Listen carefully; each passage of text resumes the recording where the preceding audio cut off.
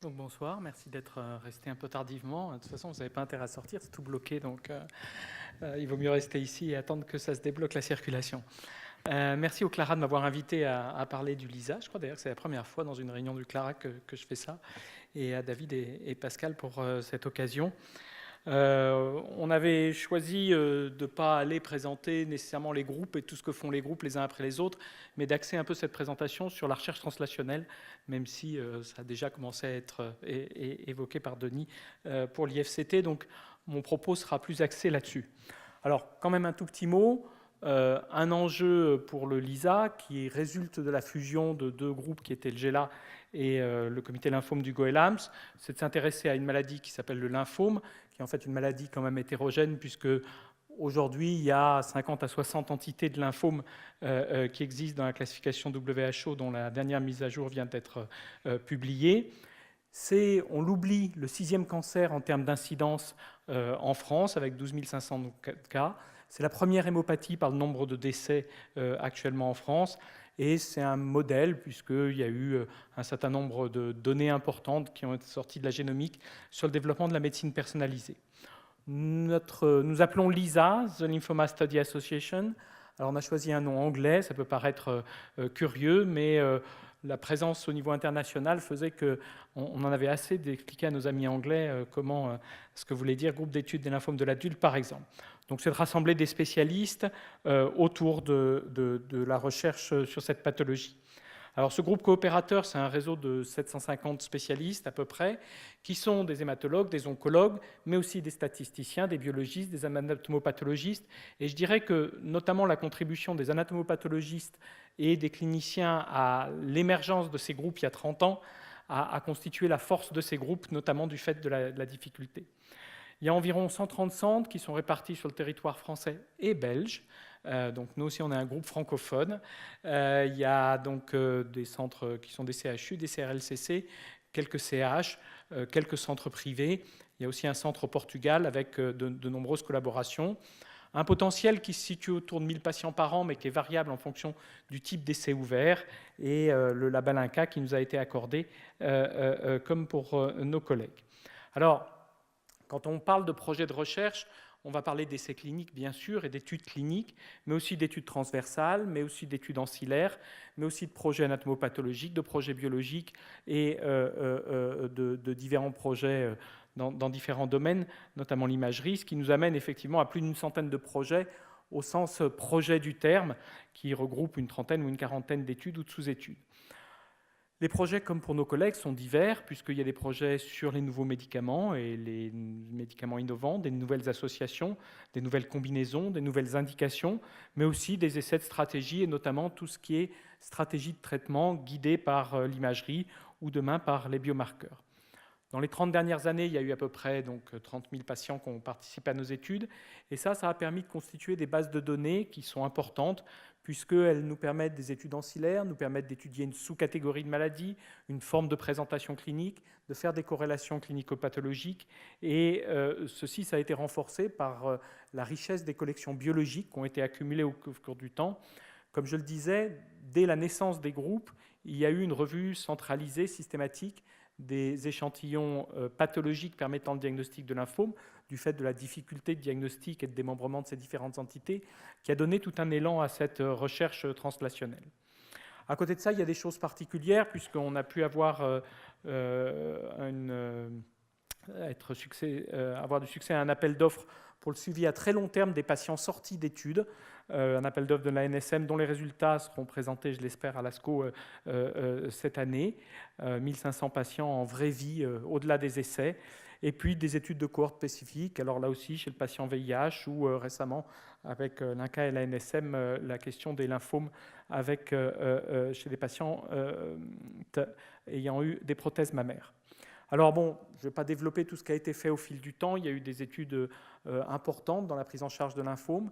Et il y a eu des études académiques qui ont montré des standards de traitement. Il y a eu des études académiques, mais dans lesquelles on a voulu mettre des nouveaux médicaments qui ont été des standards de traitement, à la fois pour nous et pour l'industrie. Donc, comme nos collègues, je pense qu'on équilibre des questions qui sont des questions de stratégie essentiellement académiques avec des questions qui sont issues de forts partenariats avec des industriels. Et je le relisais en voyant ces grandes phases 3, qui sont des phases 3 pour certaines internationales, où il y a à la fois des nouveaux médicaments dans des indications non explorées, mais aussi des choses comme l'adaptation de stratégie selon l'imagerie dans le lymphome à grande cellule, dans le lymphome Hodgkinien. Donc je ne vais pas vous faire ce catalogue. On a été, je dirais, pionnier dans la publication dans Lancet Oncologie il y a quelques années d'un essai clinique chez les patients de plus de 80 ans. Et on continue dans cette voie avec l'exploration des patients très âgés. Depuis quelques années, et là aussi du fait de ces nombreuses petites entités, du développement complexe des médicaments dans ces petites entités, et puis de la richesse des idées des membres du groupe, je dirais, on a développé une activité de médicaments en phase précoce. Alors, il ne s'agit pas de se substituer là non plus au travail des industriels, mais de travailler sur des associations ou des indications particulières de ces nouveaux médicaments, notamment dans des combinaisons, voire pour certains avec des sociétés qui n'étaient pas encore des grandes sociétés internationales, à aller vers des phases 1 ou des phases 2 en collaboration avec eux.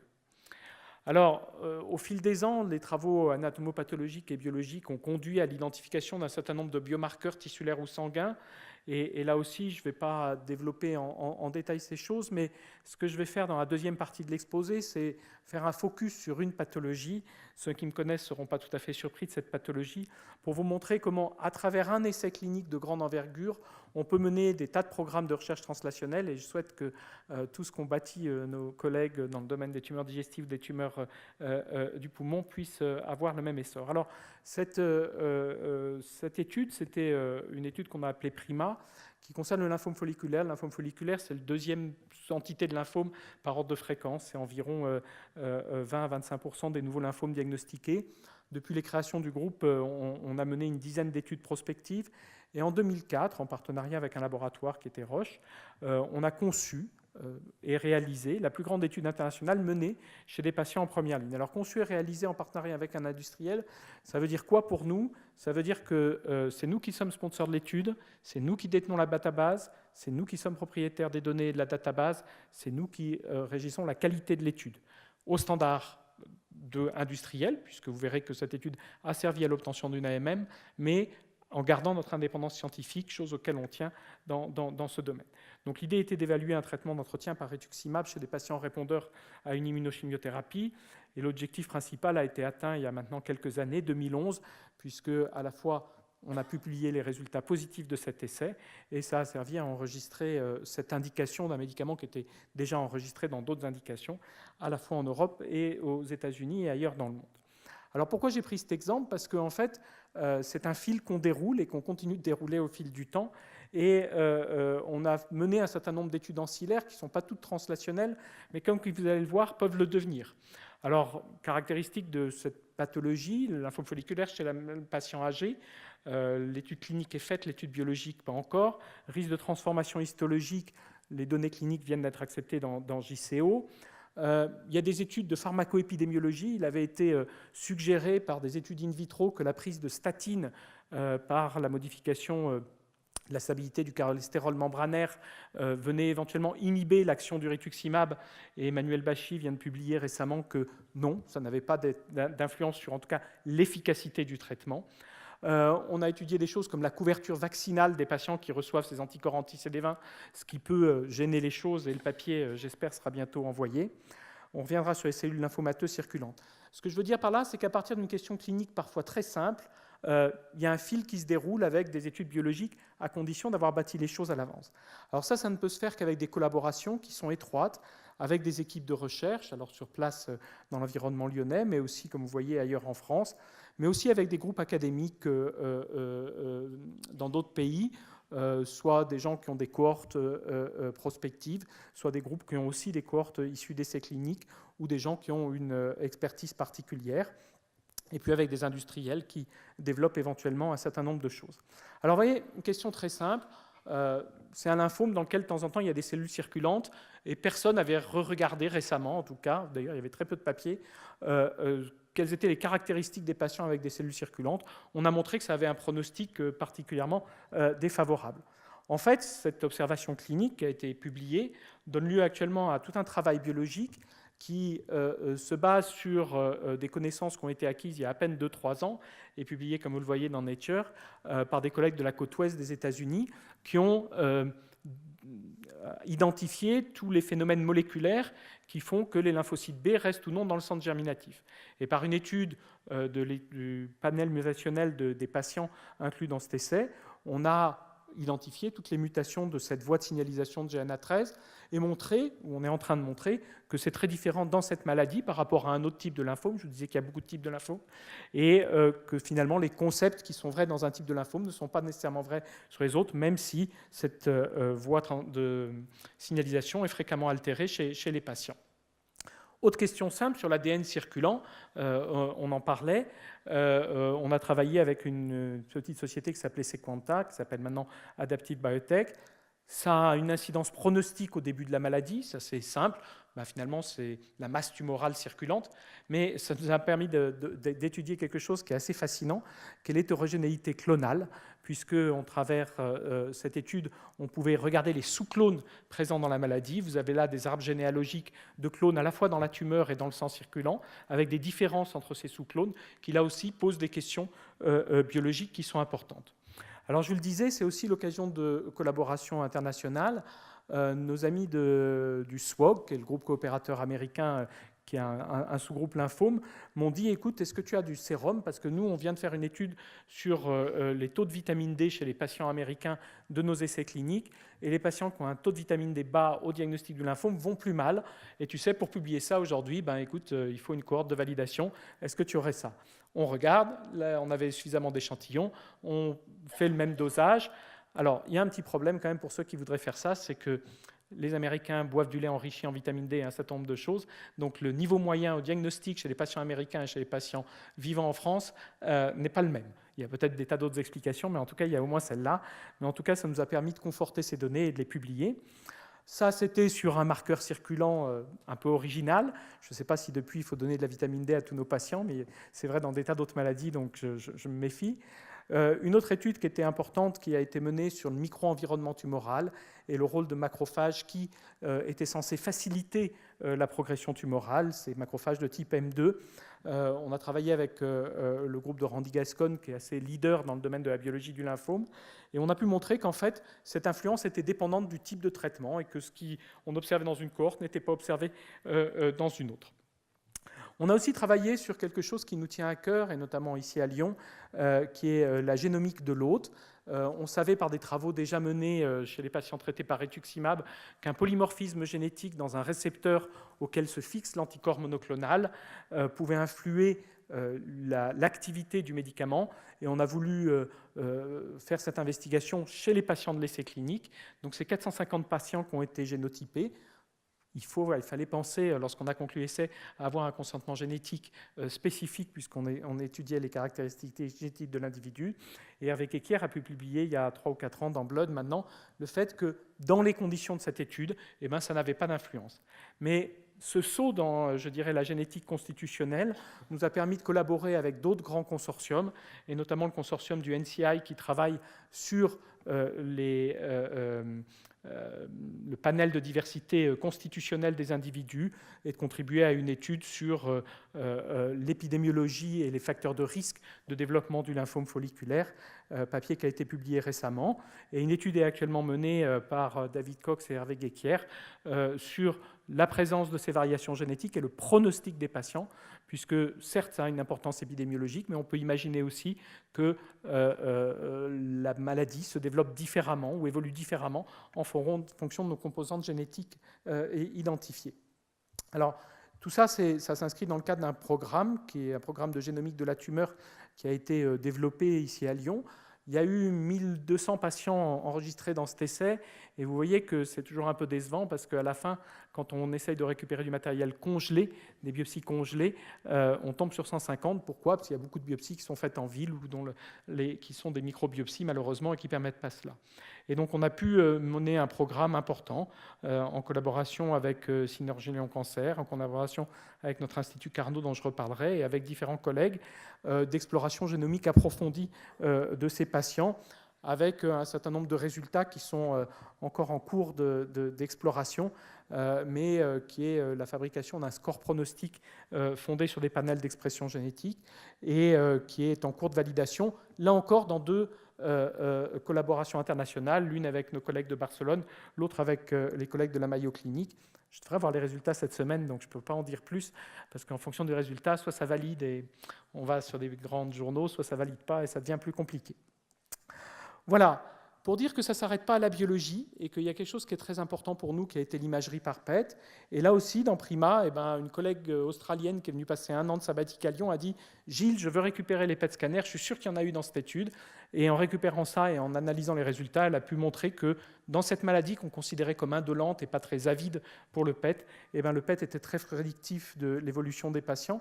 On a été les premiers à le publier. Ensuite, on a consolidé ces résultats dans une autre étude prospective en collaboration avec nos collègues italiens. Et un papier vient d'être soumis sur une notion encore plus approfondie d'imagerie, qui est la notion du volume métabolique, analysé en imagerie comme prédictif de devenir des patients. Et puis, encore plus translationnel, et pour faire plaisir à des biostatisticiens, nous avons contribué, de par nos données et la richesse de ces données et leur solidité, à un travail sur les marqueurs de substitution, en collaboration avec Dan Sargent à la Mayo Clinique, puisque ça a conduit à réunir 22 études, 22 essais randomisés dans le monde, 3800 patients. Les stats étaient faites à la Mayo Clinique. Il y avait un support de l'industrie pharmaceutique pour cela, avec un but qui était de faire proposer pour les agences réglementaires l'adoption d'un marqueur de substitution pour cette maladie, puisque la médiane de survie sans progression est de l'ordre de 6, 8, peut-être même plus années aujourd'hui. Et donc, si on veut aujourd'hui pouvoir juger assez rapidement de l'efficacité de nouvelles interventions thérapeutiques, il faut le faire.